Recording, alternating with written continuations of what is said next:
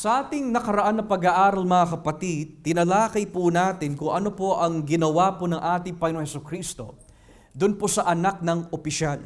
Dito ho natin natutunan na kahit po hindi gumawa si Jesus ng himala sa harapan ng opisyal, tinanggap po ng opisyal ang salita po ni Kristo bilang katibayan na siya po ay nanalig sa salita po ng Diyos. At dahil po tinanggap niya ang salita po ni Kristo, bagamat hindi pa ho niya nakikita ang pagkilos po ng himala sa kanyang anak, ang sabi po ng Biblia, ito po ay nagbigay resulta sa kagalingan ng kanyang anak. At napagkaaralan din ho natin noong nakaraan po na linggo that ang John chapter 2 and John chapter 4 ay nakapaloob po sa isang tema na kung tawagin the Cana cycle. At bakit po siya tinawag the Cana cycle? Dahil ang unang himala na ginawa po ni Kristo ay nasa lugar po na kung tawagin Cana. At ang ikalawang himala na ginawa po ni Kristo ay nasa Cana rin.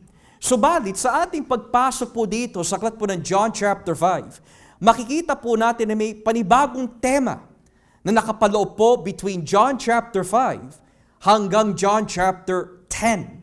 At yan po yung tinatawag by term, theologically, the festival cycle. The festival cycle. Kung ang John chapter 2 hanggang John chapter 4 ay tinatawag the Cana cycle, dahil gumagawa po ng himala si Kristo sa lugar ng Cana, pagdating po sa John chapter 5 hanggang John chapter 10, ito po ay tinatawag the festival cycle.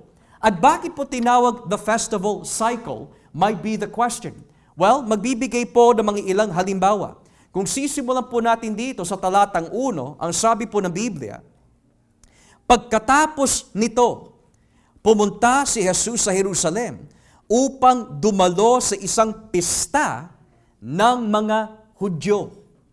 Ngayon, kung babasahin po natin on John chapter 6, dito po tayo sa John chapter 6, talatang 1, sabi po ng Biblia, pagkatapos nito, tumawid si Jesus sa lawa ng Galilea, na tinatawag ding lawa ng Tiberias. Sinundan siya na napakaraming tao dahil nakita nila ang mga himalang ginawa niya sa pagpapagaling ng mga may sakit. Umakyat si Jesus at ang mga tagasunod niya sa isang bundok at naupo roon. Malapit na noon ang pista ng mga Hudyo na tinatawag na pista ng paglampas ng anghel. Ngayon, kung babasahin po natin on John chapter 7, talatang 1, John chapter 7, verse 1. Pagkatapos nito, nilibot ni Jesus ang Galilea. Iniwasan niya pumunta sa Judea dahil gusto siyang patayin ang mga pinuno ng mga Hudyo roon. Nang malapit na ang pista ng mga Hudyo, na tinatawag na pista ng pagtatayo ng mga kubol, sinabi ng mga kapatid ni Jesus sa kanya, bakit hindi ka umalis dito? And lastly, kung titignan po natin ang John chapter 10. John chapter 10, talatang 22. In John 10 verse 22, tignan niyo po ang nakalagay. Sumapit ang pagdiriwang ng pista ng pagtatalaga ng templo sa Jerusalem. Taglabig na noon. So ayon po sa mga nabasa ho natin, mula po sa John chapter 5 hanggang John chapter 10, kaya ang seksyon na ito ay tinatawag po ng ilan bilang the festival cycle is because halos lahat ng ginagawa po ni Kristo in John 5 to chapter 10 ay nasa loob po ng mga pista. In John 5 verse 1, hindi binanggit kung ano klaseng pista ho ito, maliban lang sa pagiging pista ng mga Hudyo. Pero in John 6, John 7, pista ng paglampas ng mga anghel. Pista ng pagtatayo ng mga kubol. And in John 10, ang pista ng pagtatalaga ng templo. Kaya tatandaan po natin palagi mga kapatid that kapag sinimulan po ninyo ang inyong pag-aaral sa John chapter 5 hanggang John chapter 10, ito ang ministeryo ni Kristo sa mga panahon o sa araw ng mga pista. And hence, tinatawag po siya the festival cycle. Subalit, kung babalikan po natin ang John chapter 5, maaari ho natin tanungin, ano po ba ang nilalaman ng kabanatang ito.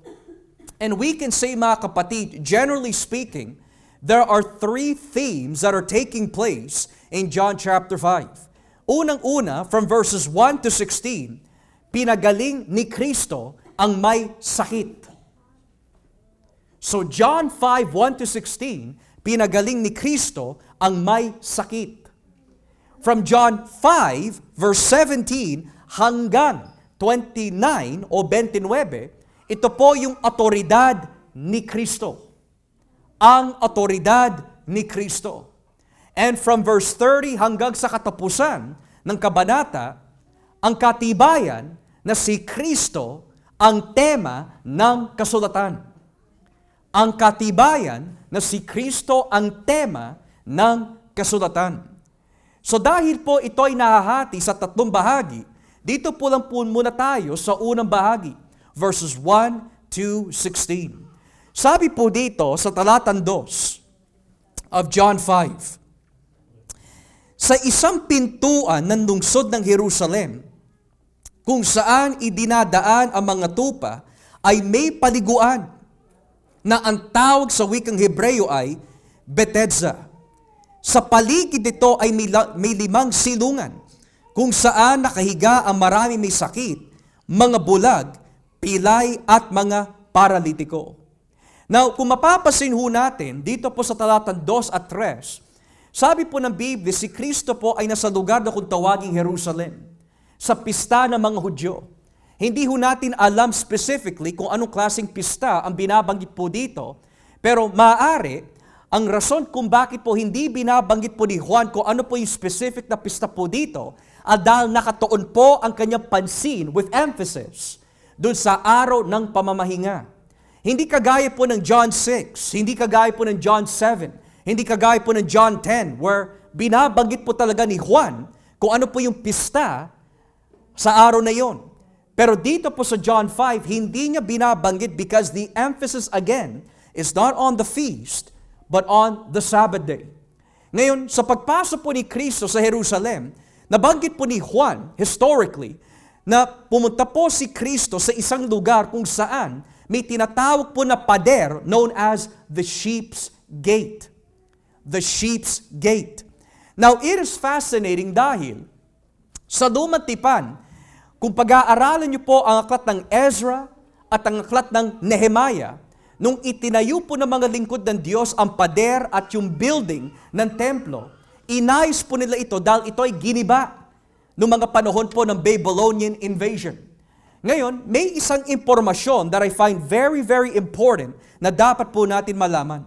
Bakit kailangan banggitin ni Juan yung pader na kung tawagin the Sheep's Gate?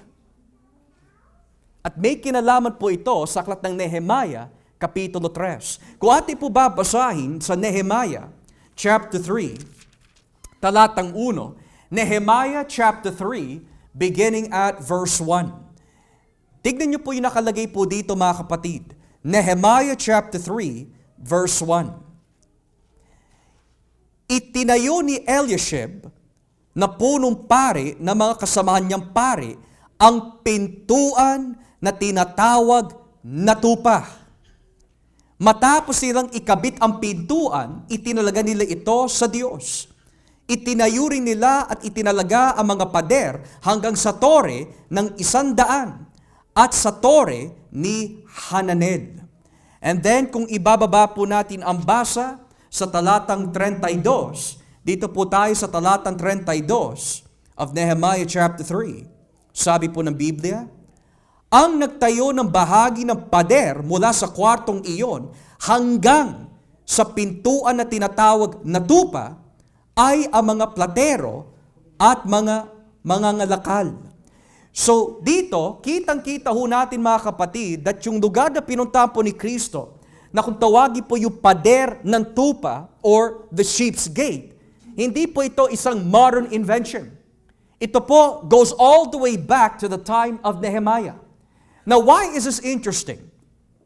If you were John the writer, under inspiration, at ang ebanghelyo mo ay itinuturing the most theological gospel out of the four, bakit mo kailangang banggitin the Sheep's Gate? Well, kung yung sheep's gate na binabanggit po dito ay bumabalik po sa panahon ni Nehemiah, ang tanong po dito is, sino po ba si Nehemiah? Si Nehemiah po mga kapatid ay itinuturing po ng Lumang Tipan bilang the reformer of the Israelite church. Siya po ang reformer. Minsan kapag naririnig po natin ang salitang reformer or reformation, iniisip po natin sila Martin Luther, sila John Calvin, Theodore Beza, at yung mga iba pang mga theologians of the Middle Age or Middle Eastern or Middle Age and medieval times. Pero the first reformers na mababasa po natin sa Biblia ay walang iba kundi sila Nehemiah. At bakit po siya itinuring the reformer sa Lumang Tipan? Dahil hindi lang po yung pagtatayo ng templo ang kanyang inaasahan na mangyari, kundi pati na rin po yung mga sumasamba sa loob ng templo ay maging reformed ang kanilang pag-iisip at puso. Hindi porket itinayo lamang ang templo, pwede ka na mamuhay however you want. Kundi ang nais po ni Nehemiah, kung ano yung dapat gawin sa loob ng templo, ganyan din dapat ang pamumuhay ng bawat sumasamba sa Diyos. Kung ang templo ay banal, ganoon din dapat ang mga sumasamba sa Diyos. Kung ang templo ay itinalaga para sa Diyos, ganoon din ang mga sumasamba sa Diyos. So ang hangarin po ni Nehemiah is reformation. What does that have to do ngayon kay Kristo sa kwento ni Juan? In John chapter 5, mapapansin po natin sa ating pag-aaral in the next few Sundays to come. Maraming alam ang mga Hudyo pagdating sa tradisyon. Marami silang pinapahalagaan pagdating sa araw ng pamamahinga. Pero ang puso po nila, walang pagbabago. Ngayon, sa panahon po ni Nehemiah, kung siya ang ginamit po ng Diyos upang mabago ang pananaw ng mga tao, upang sambahin ang Diyos ng tama, sino ngayon ang isusugo ng Diyos? Ay po sa aklat ng Juan, para makita ng mga tao kung ano ang tunay na pagsamba. Walang iba kundi si Jesus. Sa gayon, ang sabi po sa John chapter 5, verse 3, yung lugar na kung tawaging Bethesda, ito ay isang lugar kung saan nakahiga ang maraming may sakit, mga bulag, pilay at mga paralitiko. Now, it is fascinating mga kapatid dahil sa ating Tagalog translation, tatlo ang nabanggit po dito na uri o klase ng may sakit. Bulag, and then sabi po dito pilay, and then paralitiko. NIV, nakalagay din paralyzed. Pero sa mga ibang salin ng Biblia, ang nakalagay withered. Hindi paralitiko ang nakalagay, kundi yung salitang withered. Ngayon, kung pag-aaralan po yung salitang withered mula po sa kanyang ancient language, ang ibig sabihin pala nito mga kapatid is that ito po ay isang sakit sa balat. That kapag masyado po siya nadadry up and it starts to wither away, nagkakaroon po siya ng katigasan po sa kanyang mga buto at sa kanyang balat to the point na hindi na siya kumikilos. It becomes immobile. It can no longer move. Dahil may sakit po siya sa balat that causes the skin to wither away. So hindi po ito yung paralyzed lamang po because of something to do with the back, but has something to do with the skin to the point it is eating up everything. Hanggang hindi na po siya makakilos. Ngayon kanina, habang binabasa po natin ang John 5, napansin niyo po ba yung ginawa ni Brother Joshua kanina? Hindi natin binasa ang talatang 4. And the question might be, bakit? Kung mapapasin niyo po ang talatang 4, may brackets po siya. Do you guys see that? The reason why may brackets po siya is because sa mga sinauna at pinakamaagang mga manuskrito na meron po tayo sa aklat ng Juan, wala ho ang talatang 4. Wala ang talatang 4 sa mga pinakamaaga at sa mga sinaunang manuskrito na meron po tayo sa aklat ng Juan. At alam niyo po, hindi ko po gawa-gawa ito dahil kung babasahin po natin ang footnote, tignan niyo po ang nakalagay sa footnote B/4. Ang talatang ito ay hindi makikita sa ibang lumang teksto ng Griego. So ang tanong ho dito, kung hindi po ito lumitaw in the 2nd, 3rd, 4th century of the earliest manuscripts na meron po tayo of John, kailan po ito lumitaw?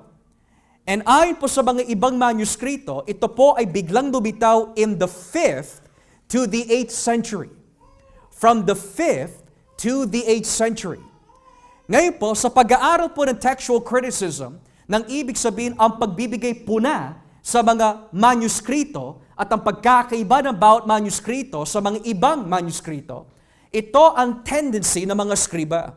Ang rason maaari kung bakit wala po ito sa mga sinuunang manuskrito ay dahil habang nangongopya po ang iskriba ng isang manuskrito na maaga, maaari ang ginawa po ng iskribang ito is that yung pinupuntahan ng mga may sakit na kung tawagin Bethesda, ito po ay isang lugar kung saan may tradisyon o may paniniwala. At yung paniniwala po maaari sa mga panahon na ito ay may dumadalaw na isang anghel. Kinakalawkaw po niya ang tubig at kapag gumalaw ang tubig, gumagaling ang sino man pumasok doon. So ngayon, dahil po sa tradisyon na iyan, maaari ang ginawa po ng iskriba habang kinakopya niya po ang manuskritong ito, nilagay po niya yung mga salitang may isang anghel na inaabangan ng mga tao na pupunta sa pool na ito upang galawin ang tubig. Pero nilagay po niya yan bilang komento sa margin. Ang ginawa naman, maaari ng susunod na iskriba, yung komento nung nakaraan na iskriba na nilagay sa margin na hindi dapat mailagay sa teksto, akala niya dapat ilagay sa teksto.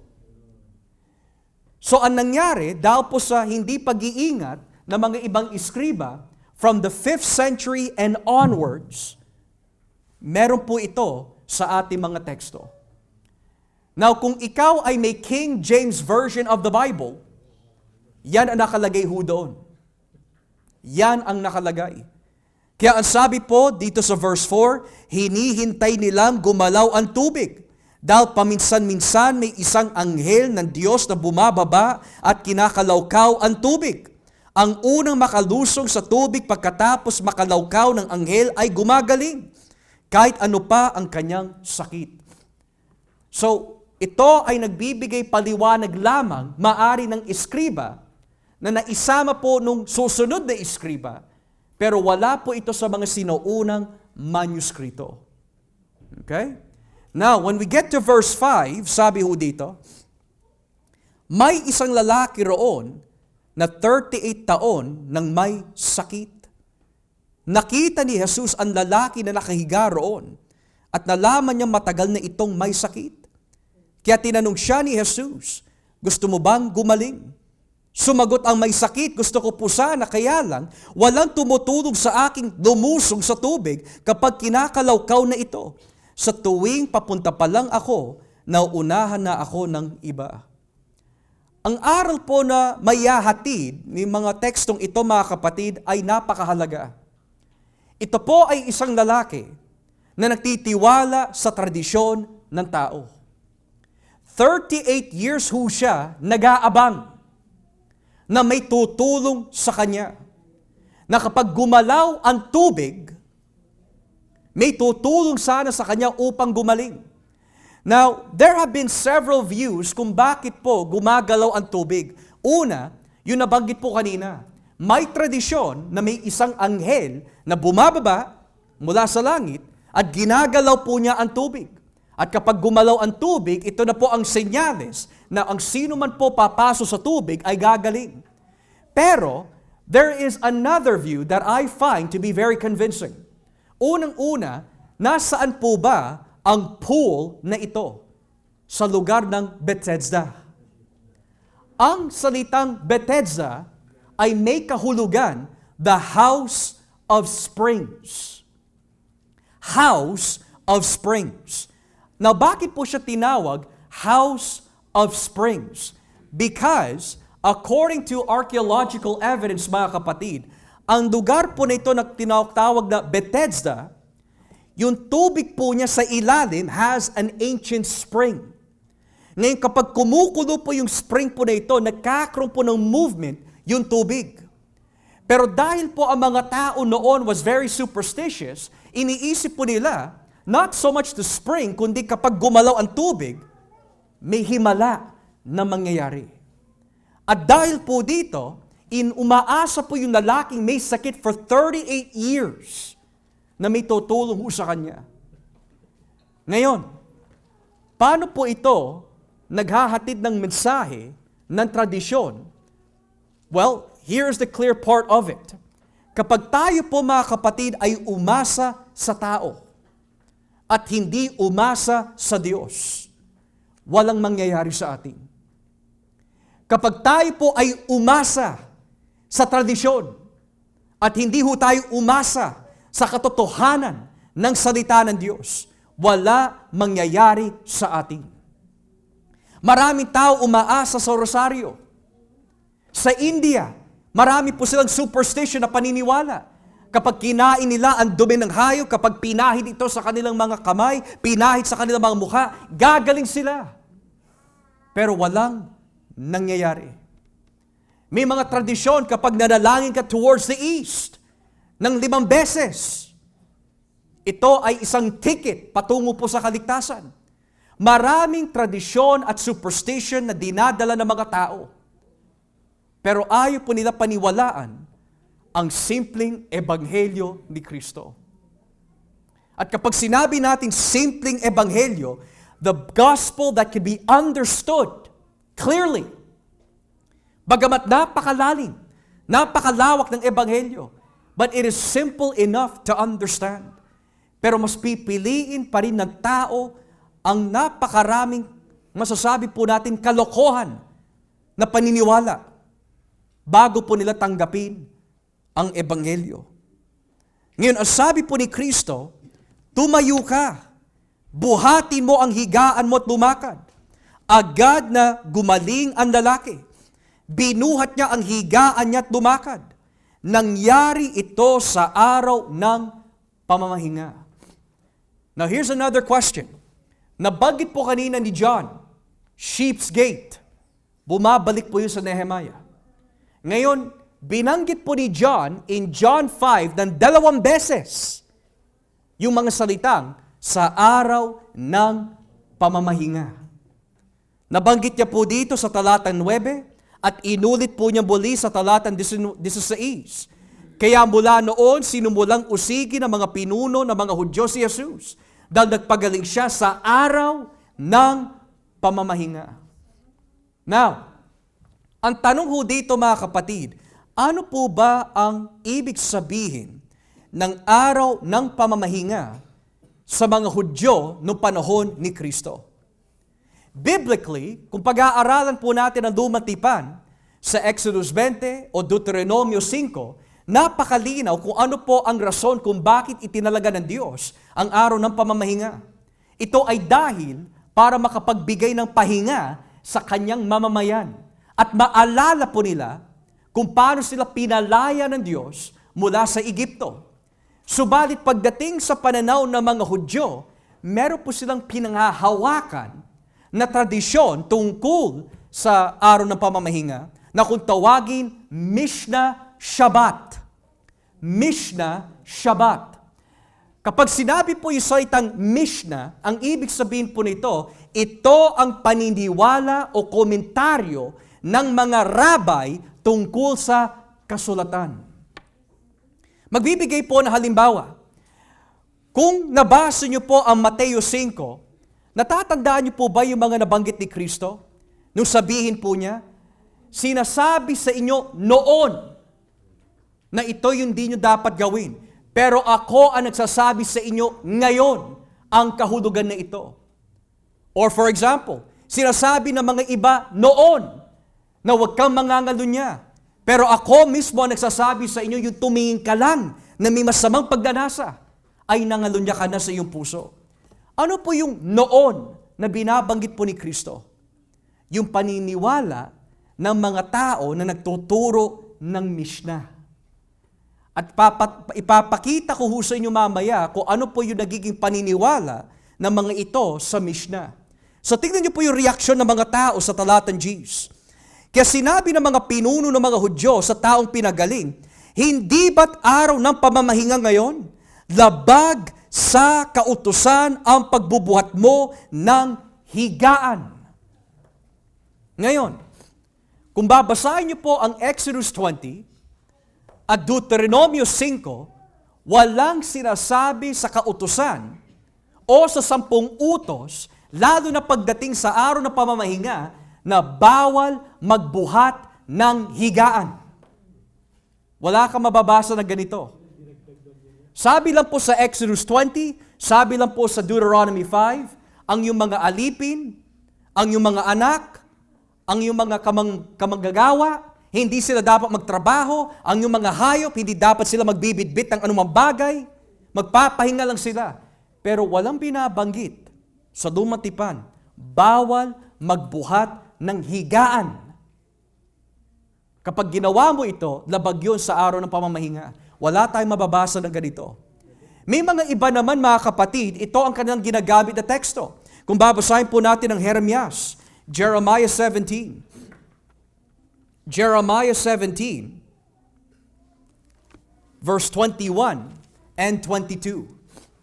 Jeremiah 17, verse 21 and 22. Ito ang ginagamit minsan ng mga rabbis para sa kanilang paniniwala. Verse 21. Sabi po dito, ito ang sinasabi ng Panginoon, kung pinahahalagaan ninyo ang iyong sarili, huwag kayong magtatrabaho o magdadala ng anumang mga paninda sa mga pintuan ng Jerusalem sa araw ng pamamahinga. Totoo yan. Huwag kayong magtatrabaho o magdadala ng mga paninda mula sa mga bahay nyo sa araw na ito. Ituring nyo itong natatanging araw, iniutos ko ito sa mga ninuno ninyo. In English, ang nakalagay, this is what the Lord says, be careful not to carry a load on the Sabbath day. Now, ang paniniwala po ng mga Hudyo doon sa salita po ni Jeremiah na load ay tungkol sa anumang klaseng kagamitan. Sa loob ng bahay o sa labas, hindi pwede buhatin ang mga bagay na ito sa araw ng pamamahinga. Pero dahil mali ang kanilang pagkakaintindi, ang salitang load na binabanggit po dito ay hindi yung pagkaraniwan na gamit, kagaya po ng higaan. Ang load na binabanggit po dito ay yung paninda. Hindi higaan ang tinutukoy po dito. So dahil po dito, mga kapatid, ito ang naging interpretation ng mga rabbi. Hindi pwede magbuhat ng anumang klaseng higaan sa araw ng pamamahinga. Ano po ba ang inutos ni Kristo doon sa lalaki? Tumayo ka, buhatin mo yung higaan at lumakad ka. Pero sa pananaw ng mga Hudyo, ito ay kasalanan. Ngayon, kung hindi po sila humuhugot sa Biblia, saan sila humuhugot para magkaroon ng itong klaseng paniniwala? Nais ko po basahin po sa inyo, mga kapatid, mismo sa aklat na kung tawagin The Mishnah. Ito ang paniniwala mismo ng mga rabbi sa panahon ni Kristo. Babasahin ko po sa inyo. There are 39 na bagay na hindi dapat gawin ayon sa kanilang pananaw sa araw ng pamamahinga. Basahin ko po sa inyo sa page 106 ng Mishnah. Tignan niyo po yung mga pinagbabawalan. Sabi ho dito, the main classes of work are 40 save one. So here are the 39 na hindi dapat gawin sa araw ng pamamahinga. Number 1, sowing, plowing, reaping, binding sheaves, threshing, winnowing, cleansing crops, grinding, sifting, netting, baking, shearing wool, washing or beating or dyeing, threads, tying a knot, loosening a knot, sewing 2 stitches, tearing and putting salt and curing your skin, scraping it up or cutting it up, writing 2 letters, erasing in order to write 2 more letters, building, pulling down, putting out a fire, lighting a fire, striking with a hammer, and taking up anything from one domain into another. Which means, bawal magluto, bawal magsulat ng anumang klaseng letra, bawal magtanggal o mag-alis ng apoy sa araw ng pamamahinga. Ito ang burden na nilalagay po ng mga Pariseo sa mga tao. Kaya ito yung sinasabi po natin, legalism. Ang madalas na sinasabi po ng mga tao na legalism ay ito. Kapag masakit ang pangangaral, legalistic. Kapag binubuking ang aking kasalanan, legalistic. Kapag maraming pinagbabawalan ng Biblia, legalistic. Pero ang legalism, mga kapatid, ay yung nabanggit po dito sa Mishnah. Yung hindi inutos ng Diyos na nilalagay ng mga tao sa mga ibang tao bilang kasalanan na hindi naman talaga kasalanan. Magiging halimbawa lang ho ito. Kapag hindi kayo nag-shampoo bago kayo pumasok sa church, hindi kayo ligtas. That's legalism. Yun ang legalism. Kapag hindi ka kumain ng 10:30 ng umaga bago ka pumunta sa church, hindi ka na matuwid. Yun ang legalism. Naglalagay ng mga tradisyon na inimbento ng tao sa utos ng Diyos upang maging pabigat sa kanilang paglilingkod sa Panginoon. So ngayon, sabi po ng mga Hudyo, labag sa kautusan ang pagbubuhat ng higaan. Yung kautusan na tinuturing po nila, or rather, yung tinutukoy po nila, ay yung Mishnah. Pero tignan niyo po yung sinabi nung lalaki sa verse 11. Pero sumagot siya, ang taong nagpagaling sa akin ang nag-utos na buhatin ko ito at lumakad. Now, ngayon ko lang po nalaman mga kapatid, nung binasa ko po ang komento ng mga ilang tagapagturo ng aklat ng Juan, halos lahat, nag-iisa po sila sa komento. Ang kanilang paliwanag ho ay ito. Madalas po natin iniisip na itong lalaki ay isang mabait na lalaki. Dahil pinagaling siya ni Kristo, sinasagot lang po niya ang katanungan ng mga Pariseo. Pero ayon po sa komento ng majority view, kung titignan po maigi, nagagalit ang mga Hudyo. At nais po nilang usigin yung pinagaling dahil nilabag daw niya ang tradisyon ng araw ng pamamahinga. So ang ginawa po ng lalaki, para lamang hindi siya usigin, idinala po niya ang bintang kay Jesus. Now, do you see how messed up that is? Pinagaling ka na ng Panginoon. At para lang makaiwas ka sa pag-uusig ng mga Hudyo, ibibintang mo ang Panginoon na siya na lang usigin, wag na lang ako. That is profound. Pero hindi pa ho natapos sa mga Hudyo. Tinanong nila siya, sino ang nag-utos sa iyong buhatin ang higaan mo at lumakad? Pero hindi nakilala ng lalaking kung sino ang nagpagaling sa kanya dahil nawala na si Jesus sa dami ng tao. Now, mapapasin niyo po sa aklat ng Mateo, Lucas, Marcos, na si Kristo po tuwing siya po ay nagpapagaling o nangangaral, umaalis po siya agad. Halimbawa, sa Lucas 4, nung nangaral si Kristo sa loob ng templo, sinabi niya mula po sa aklat ng Isaiah, ang mga nakasulat dito ay natupad na sa araw na ito. Nagalit ang mga tao, pero anong ginawa ni Kristo? Umalis siya. Umaalis po minsan si Kristo kapag siya'y nagpapagaling. Umaalis po minsan si Kristo kapag siya po ay kailangan manalangin. Pero madalas na umaalis po si Kristo dahil unang-una, nais po niya maiwasan ang kaguluhan na pwedeng umunlad kung siya'y mananatili. Pero dito, ang rason kung bakit po umalis si Kristo ay dahil nais po niya makausap ang lalaki ng sarilinan. Nais niyang makausap ang lalaki ng sarilinan. At ano po yung pinag-usapan po nila? Talatang 14. Hindi nagtakal, nakita ni Jesus sa templo ang taong pinagaling niya at sinabihan, "Oh, magaling ka na ngayon. Huwag ka nang magkasala pa. At baka mas masama pa ang mangyari sa iyo. Mga kapatid, sa Gospel of John, there is another instance. May isang lalaki na pinanganak, bulag. And in John chapter 9, nagtanong ang mga alagad, Panginoon, sino sa kanyang mga magulang ang nagkasala kung bakit siya ganito? Pero ang sabi ng ating Panginoon, wala. Wala nagkasala upang siya ay maging ganito. Ito'y pinintulutan ng Diyos upang makita natin ang kanyang kadakilaan. Pero dito mga kapatid, iba. May relasyon ang sakit ng tao for 38 years sa isang kasalanan na kanyang pinagpapatuloy. Ang tanong po ngayon mga kapatid, ang lahat ba ng mga tao na may sakit ay dahil po nagkakasala sila sa Diyos? Depende. Depende.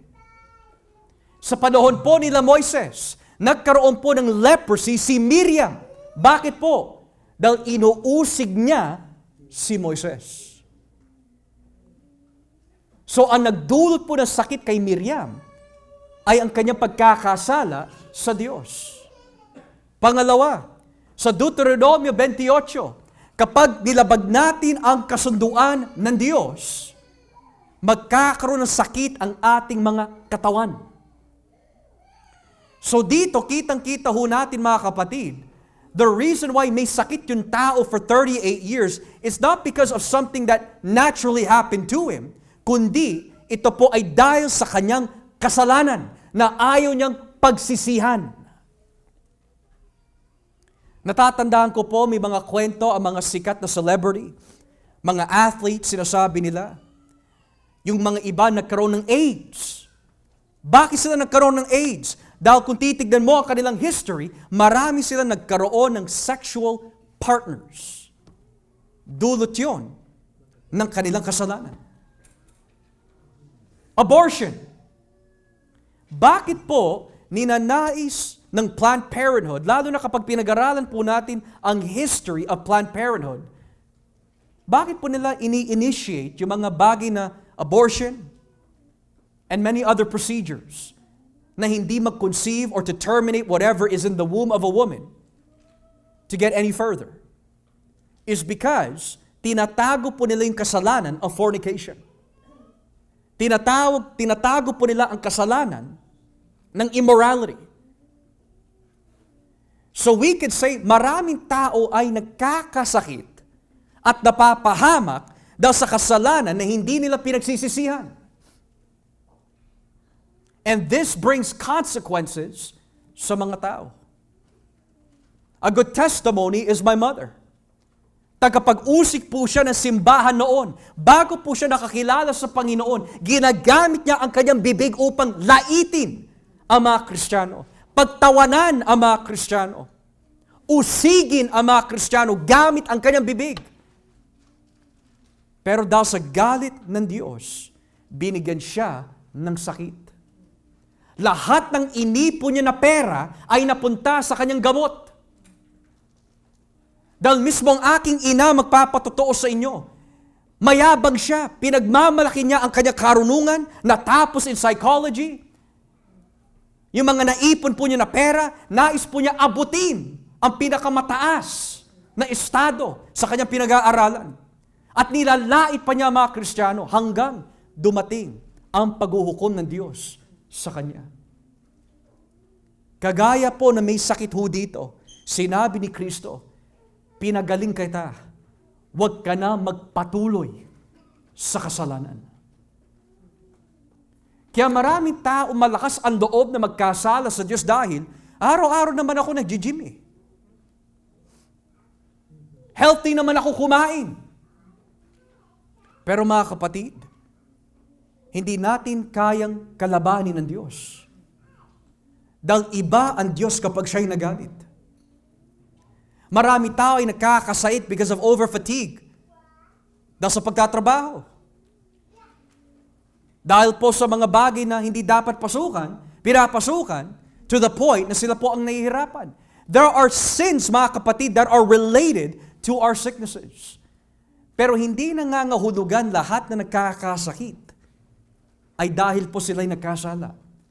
Pero sa kaso na ito, ang taong po na may sakit for 38 years, the reason for this was because of his sin. Now, marami naging teoridad kung ano po naging kasalanan po ng lalaki, pero walang binabanggit po dito na detalye. Whatever the case might be, ang aral na hinahatid po nito sa atin ay ito. Meron ka bang o meron po ba tayo tinatagong kasalanan na hindi pa pinagsisisihan? At hanggat hindi pa pinagsisisihan ang kasalanang ito, huwag tayong magtaka kung tayo ay bigyan ng Diyos ng sakit. Now, maari ang tutol po ng iba. Napaka-dupit naman ng Diyos mo. Napakasama naman. Hindi, mga kapatid. Biyaya pa rin ito. Paano naging biyaya ito? Dahil ang kabayaran ng kasalanan ay kamatayan. Dapat pinatay na ng Diyos ang taong ito dahil sa kanyang kasalanan. Pero para lang siya'y makakilala sa kanyang estado at malaman po niya kung ano yung kanyang kalagayan, binigyan lang po siya ng Diyos ng sakit. O pinintulutan ng Diyos na siya'y magkasakit. 38 years. God could have killed him the first day. Pero binigyan po siya ng sakit by decree para lang marinig niya si Kristo. Tayo po ba, mga kapatid, uulitin ko ho, meron po ba tayo tinatago na kasalanan na hindi pinagsisisihan? Kapag pinagpatuloy pa ho natin yan, huwag natin antayin ang Diyos na maglagay siya ng sakit para lang magising tayo. Iba magalit ang Diyos. Iba mamalo ang Diyos. So nakakatakot magalit ang Panginoon. Kaya sabi po dito sa talatang 15, umalis ang lalaki at pumunta sa mga pinuno ng mga Hudyo. Sinabi niya sa kanila na si Jesus ang nagpagaling sa kanya. Kaya mula noon, sinimulang usigi ng mga pinuno ng mga Hudyo si Jesus dahil nagpagaling siya sa araw ng pamamahinga. Anong ibig sabihin po ng lahat ng ito? Well, kung hihimayin po natin na maigi, totoo, yung seksyon na ito ay may kinalaman sa pagpapagaling ni Kristo ng isang tao may sakit for 38 years. Pero hindi po yun ang punto ng seksyon na ito. Notice 2 beses binanggit yung mga salitang sa araw ng pamamahinga. At ano po ang naging reaksyon po ng mga tao nung makita po nila yung taong may sakit for 38 years, biglang lumakad? Well, kung ikaw ay isang taong matino, ang sasabihin mo, purihin ang Diyos. Wow! 38 years ka na hindi naglalakad. Ngayon naglalakad ka na, praise God! Pero kung hindi ka matino dahil niyayakap mo ang tradisyon na walang kinalaman sa salita ng Diyos, yung reaksyon mo ay magiging ganito. Nilabag mo ang kautusan ng araw ng pamamahinga. Yan ang nagagawa ng tradisyon. Instead of magbigay puri sa Diyos, sa ginawa ng kabutihan ng Diyos sa buhay ng taong ito, nagalit pa sila. Yan ang tradisyon. Subukan niyo po mangaral sa isang taong relyoso na pinanghahawakan ng kanyang tradisyon. Matutuwa ba sila sa inyo? Hindi. Magagalit. Mangaral ka sa minamahal po natin ng mga Katolikong Romano. Mangaral ka sa mga minamahal po natin ng mga Muslim. Mangaral ka sa ating mga minamahal na atheist. Pero habang nakayakap sila sa kanilang reliyon at tradisyon, hindi sila matutuwa sa inyo.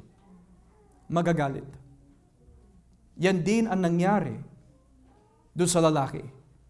Instead of matuwa yung mga tao na relyoso, na nakakaalam ng kaustusan, instead of matuwa sila sa ginawa ng Diyos, nagalit pa. Ang hinahatid po na mensahe po dito, mga kapatid, ay yung kabulagan ng mga tao. Hanggat hindi binubuksan ng Diyos ang isipan at mga mata po natin sa espiritual na makita ang kabutihan ng Diyos, hindi natin siya pasasalamatan. At pwede ho ito maangkop sa ating buhay.